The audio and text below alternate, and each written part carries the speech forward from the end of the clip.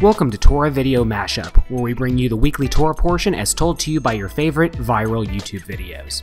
People complain that our society is going totally ADD, especially when it comes to education. This country is going straight to hell.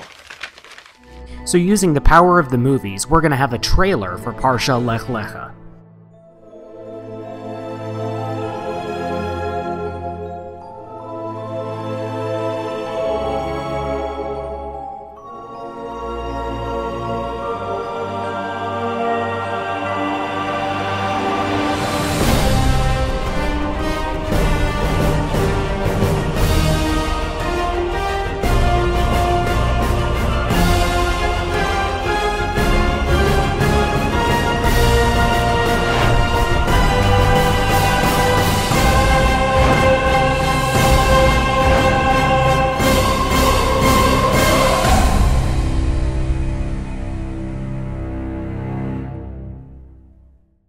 So that's cool, but you haven't learned anything. So let's do this in short chapters.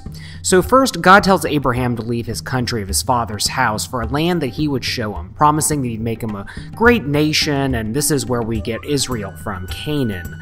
Now I wonder if Abraham's vision came to him like this cool Israel tourism video?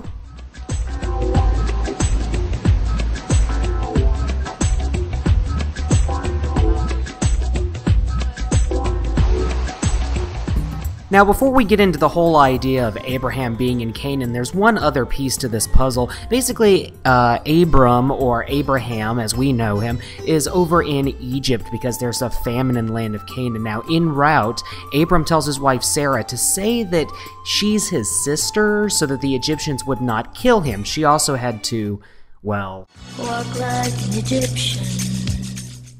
Fun thing to do at a party, ask people to sing the lyrics to this song because no one knows it. They always end up looking like this guy from Family Guy.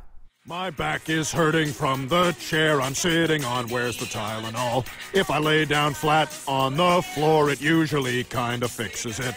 Tony Danza from Who's the Boss says, Ayo, ayo, oh, ayo, ayo.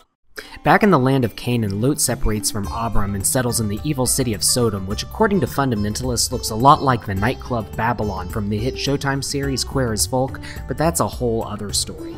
Nevertheless, Lot falls captive when the mighty armies conquer the 5 cities of the Sodom Valley. Now, Abram sets out with a small band to rescue his nephew, he defeats the 4 kings, and is blessed by this mysterious king named Melchizedek, which is like the king of righteousness. Basically, Abraham is the Chuck Norris of the Bronze Age Iraqis.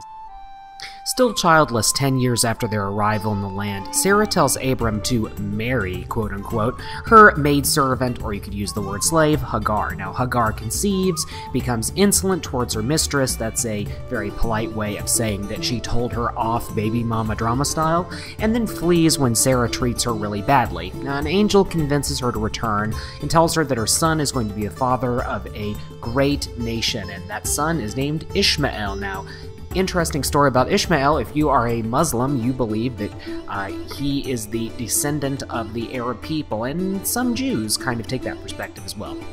So 13 years later, God changes Abraham's name to Abraham, or Avraham, and Sarai to Sarah, which means princess, which is where we get the really obnoxious phrase Jewish princess from. Anyway, they're promised that they're going to have a son, and his name will be Isaac, which means will laugh. And basically from Isaac, we're going to have a great nation, and that's who the Jewish people are. Now, at the end of this whole deal, we have this circumcision bit. That's not exactly that much fun, but Abraham complies, and he circumcises himself and all the males of the household, which is why you get to have a bris, and there's whitefish, and your uncle tells stories about when you had your bris, etc., etc. Now, you're probably wondering why I didn't bother to mention way back earlier in this video that this is also when the Akedah happens. That's the binding of Isaac, or more appropriately, the you gonna die Isaac section of the Bible. Yeah, so you got this guy Abram, and he's about to sacrifice his kid on an altar, and it's totally unexcusable, and people come up with all of these different ways of working themselves around it on why it's okay that God told him he's got to kill his son, his only son, even though he's not actually his only son. The Bible says it's his only son that he loves, and no one can ever figure out why that is, and there's all these people who've spent a lot of time trying to figure it out. I just would kind of rather watch this cartoon that just makes it all look so much sweeter. You know, they're hugging each other and life is wonderful. One funny thing to think about, though, is that all of these cartoons that show Isaac as a little kid are totally off because Isaac would have been about 40.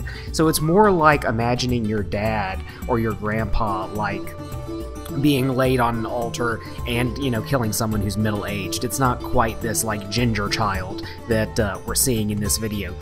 Nevertheless, it's really a commentary on child sacrifice. It did exist back in these days, and this is the Bible's way of saying clearly that God does not demand child sacrifice. It's a literary piece, so I don't want to hear any crazy anti-religion people talking about how this is proof that the Bible is all about killing people.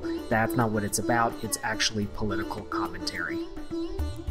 Still, though, cartoon does manage to do a really good job of making it look a lot sweeter than it actually is. This has been Torah Video Mashup. Thanks for watching. Make sure to check out www.punktorah.org. That's www.punktorah.org.